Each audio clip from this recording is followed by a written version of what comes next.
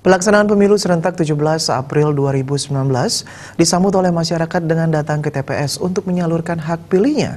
Berdasarkan pantauan di Kabupaten Karangasem, masyarakat sejak pagi sudah datang ke TPS termasuk Bupati Karangasem datang ke TPS bersama keluarga.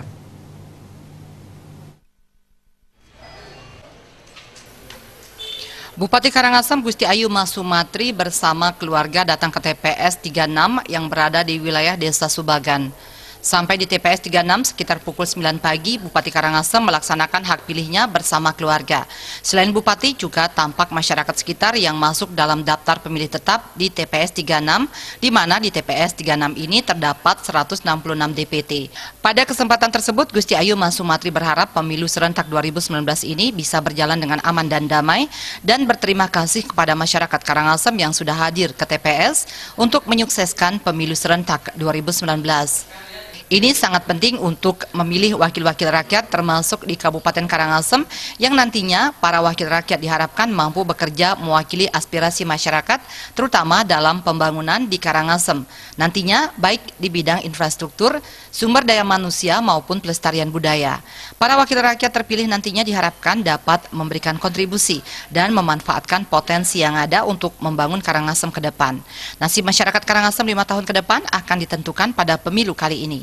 Dengan semangat membangun para wakil rakyat terpilih, nantinya diharapkan Kabupaten Karangasem bisa menjadi lebih baik.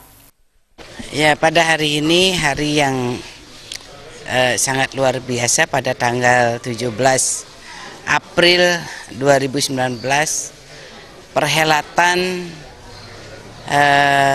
Pileg Pilpres ini serentak Kabupaten Karangasem, masyarakat Kabupaten Karangasem yang sudah meluangkan waktunya untuk hadir untuk memilih ke TPS karena pilihan rakyat adalah suara Tuhan mewakili seluruh rakyat, di mana dalam pembangunan itu sangat dibutuhkan. Jadi saya juga berharap selaku Bupati Karangasem semoga kegiatan demokrasi pada kali ini itu bisa aman, damai, tidak ada kendala apapun, dan saya berharap pembangunan semakin maju.